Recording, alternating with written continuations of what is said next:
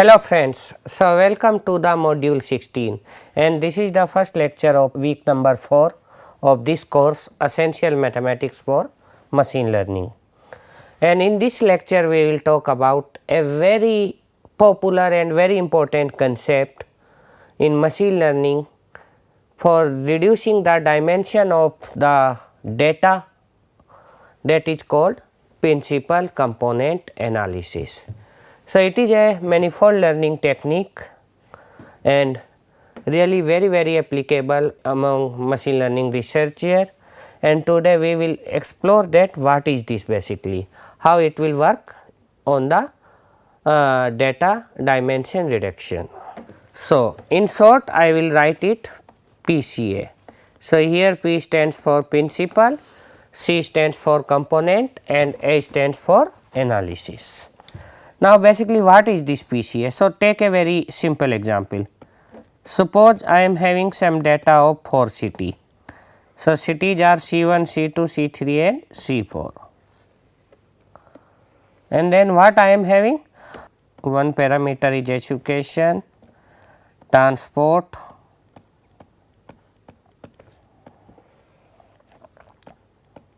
entertainment,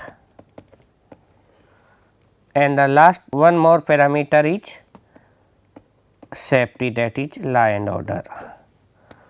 So, suppose I am having this kind of data for 4 cities or let us say for 5 cities.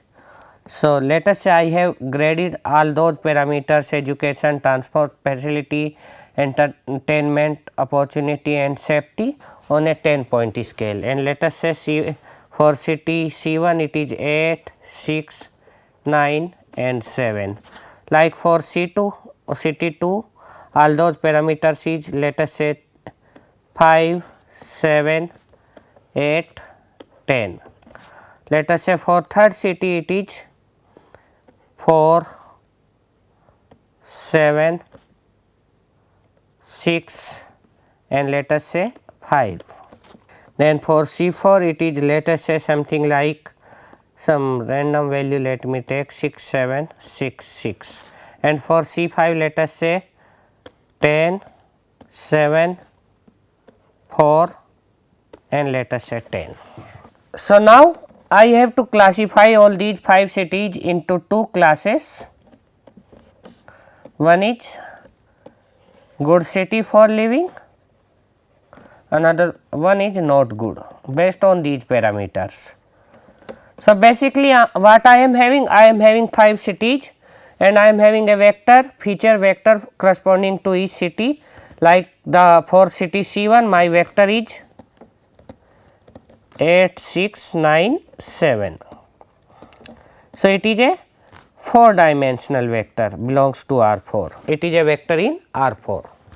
Similarly, for C2, C3, C4 and C5. Now, I have to classify all those cities based on these parameters. What is happening here? Suppose I do not want to classify with all 4 feature. First, I want to reduce this data into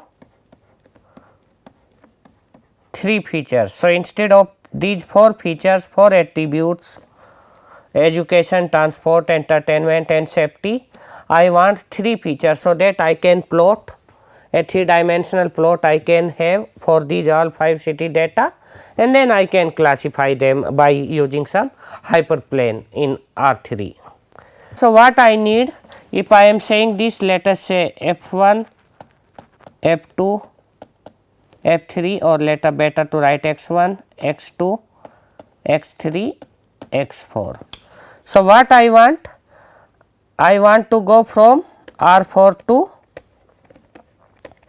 R3, means I want Y1, Y2, Y3 and I want to apply it on X1, X2, X3 and X4. So, X1, X2, X3 and X4. So, what will be here? So, what you have to do? It is a 3 by 1, it is a 4 by 1. So, what you need here to get a 3 by 1 vector? So, you need a 3 by 4 matrix, that is a matrix like A11, A12, A13, A14, A21, A22, A23, A24, A31, A32, A33, A34. So, that if I multiply it on to x1, x2, x3 and x4, I got this vector y1, y2, y3. So, what I want to say here, y1 is nothing just linear combination of all these 4 features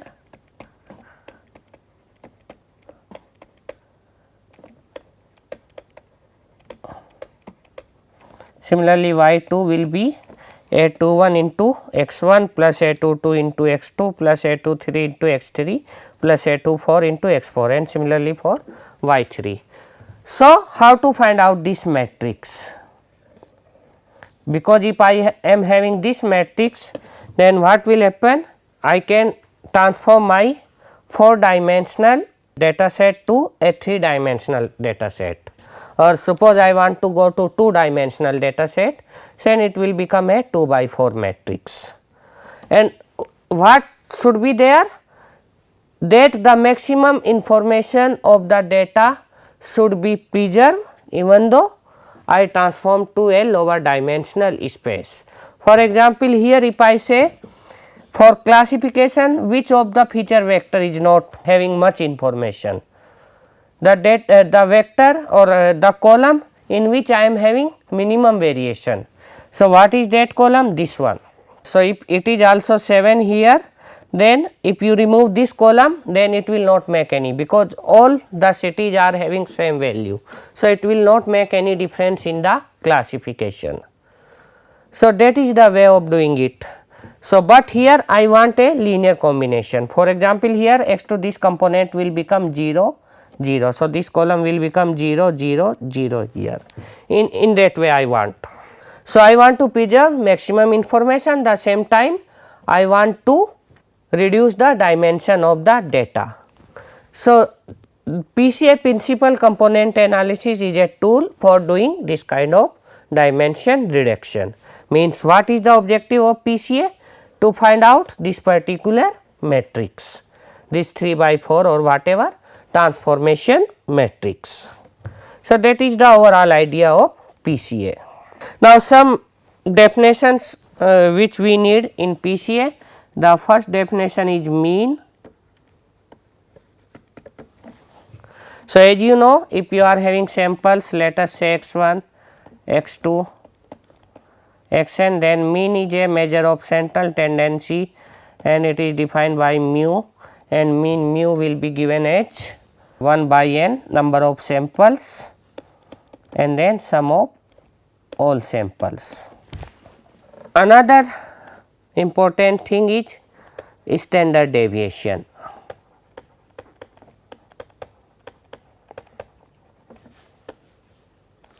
So, again how to measure standard deviation? So, it will be sigma, and sigma is given by square root 1 by n summation I equals to 1 to n xi minus mu square. And what it will give? It will give that the measure of variability about the mean, means how my data is deviated about the mean. The next one is covariance. So, this I am taking only one variable, that is x. Suppose I am having two variables, one is x, another one is y. So, it is having value x1, x2, xn, and it is having y1, y2, yn. So, it is a measure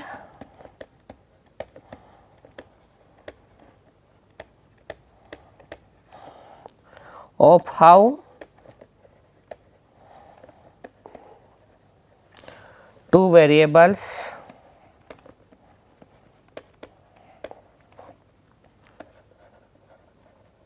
change together.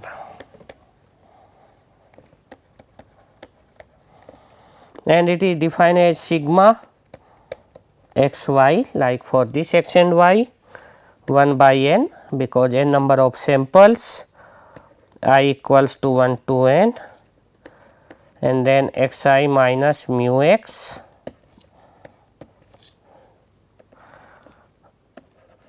y I minus mu y transpose. So, it may be positive, it may be negative, or it may be 0. So, if it is positive, means the two data are changing in the same direction. If one is increasing, another one is also increasing. If one is decreasing, another one is also decreasing. If it is negative, that is a covariance between two data, then the direction of the change are opposite to each other, means one is increasing, another one is decreasing, and vice versa.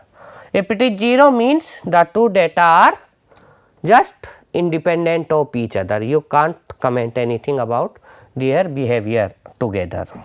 And the next one is very important, that is covariance matrix.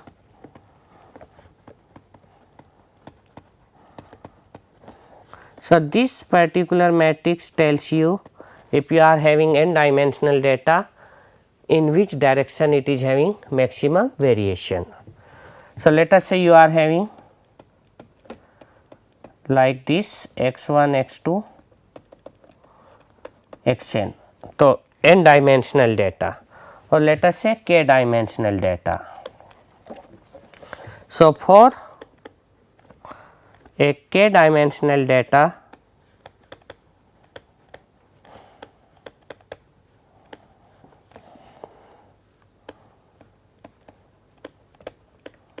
data set. So, columns are, let us say x1, x2, xk. The covariance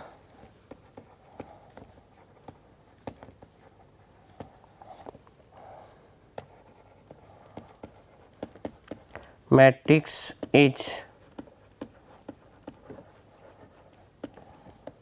defined as sigma equals to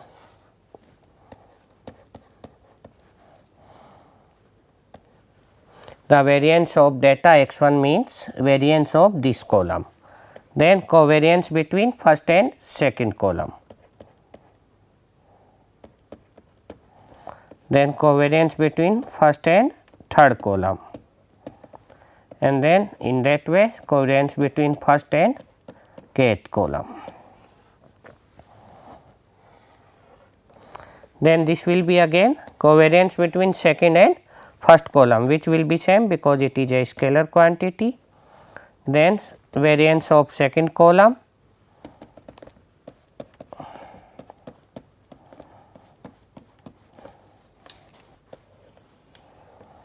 and in that way finally what I will be having, summation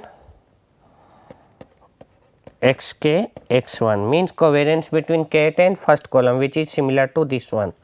So, it will be a symmetric matrix because the covariance between first and second column equals to covariance between second and first column, and similarly for any two columns. And finally, here you will be having variance of last column, that is kth column. So, it will be having a k by k matrix, and it is symmetric matrix. And if it is symmetric matrix, it will be having real eigenvalues, and you will be having always orthogonal decomposition, means you can have orthogonal eigenvectors of this matrix.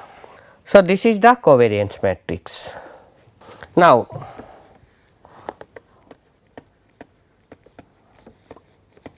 another definition,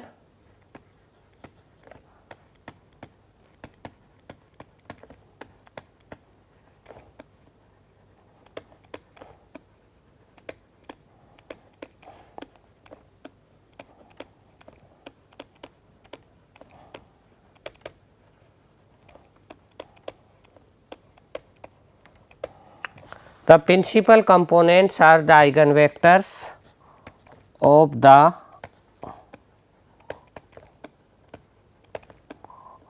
covariance matrix of the data. So, for example, if you are having, let us say, data which is having for example, F1, F2, Fn feature vectors. So, n feature vectors, and each feature vectors is having 3 attributes D1, D2, D3. So, it is a 3 dimensional data of n samples, where each sample is having 3 attributes. So, it is each sample is a feature vector is in R3.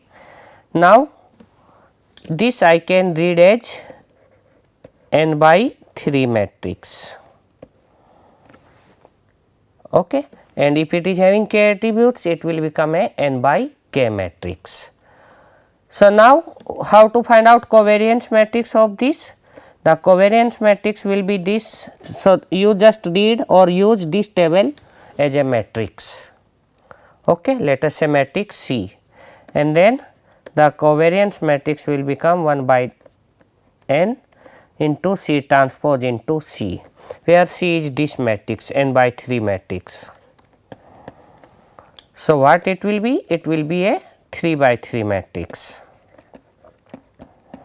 and if you are having k features or k attributes, then it will be a k by k matrix, and in that way the principal components are the eigenvectors of this matrix. That is your covariance matrix of the data.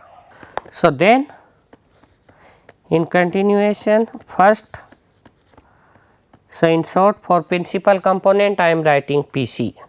So, first principal component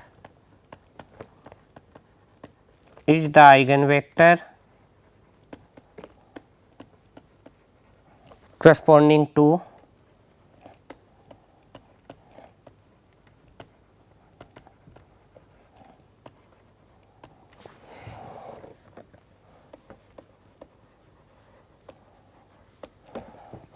largest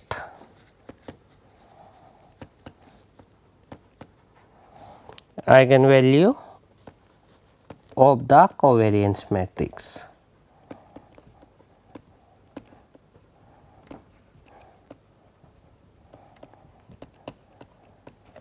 That is, the covariance matrix will be having eigenvalues, and whatever will be the largest eigenvalue, the eigenvector corresponding to that eigenvalue will be the first principal component. And what is the meaning of first principal component? That in the direction of that vector, the data set will be having the maximum variability, maximum variation. So, using this fact, if we want to transform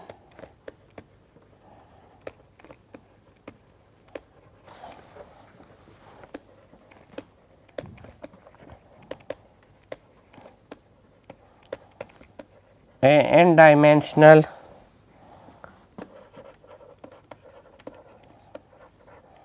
data set to a k dimensional data set,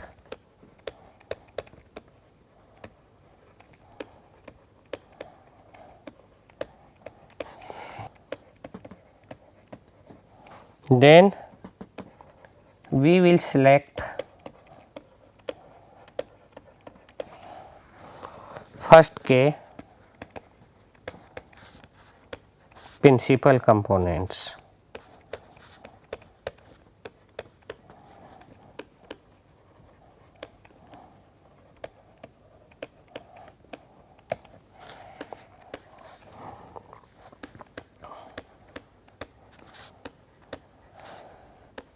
And what are these k principal components? These k principal components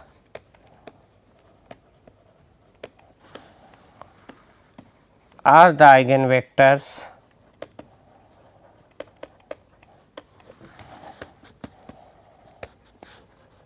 of the covariance matrix.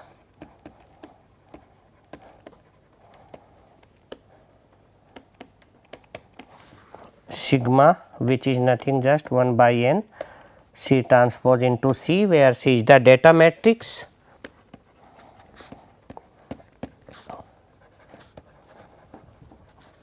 corresponding to top k largest eigenvalues.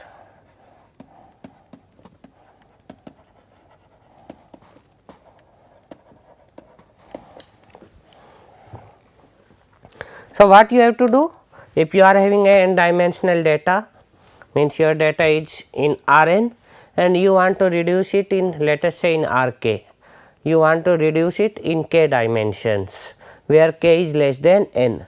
Using the original n dimensional data, first what you will do, you will find out the covariance matrix of the data. Once you are having covariance matrix of that data, that will be obviously a n by n symmetric matrix. Then you will calculate the eigenvalues. So, you will be having n eigenvalues of that matrix. Now, you select top k eigenvalues, largest. Once you are having those top k largest eigenvalues, what you do? You can pick the vectors corresponding to those k eigenvalues. So, you will get k eigenvectors, those are orthogonals, because your covariance matrix is a symmetric matrix. Now, what you are having? You are having those k orthogonal eigenvectors of the covariance matrix. Those k orthogonal eigenvectors will span a k dimensional space. You project your n dimensional data to that k dimensional space, and then your data will become k dimensional. So, this is the overall idea of principal component analysis. This is having a close relation with singular value decomposition also, and that we will explore. There is a question that why to choose the top eigenvectors corresponding to top eigenvalues. So, in the next lecture we will prove it, that why we will preserve the maximum information about the data, although by projecting it to lower dimensional space by using the eigenvectors corresponding to largest eigenvalues, that we will prove. Then we will take couple of examples, we will see how we can utilize those examples, and finally we will see the link of this principal component analysis with singular value decompositions, because it is basically very easy if you see it in terms of singular value decomposition. So, these are the references. Thank you very much.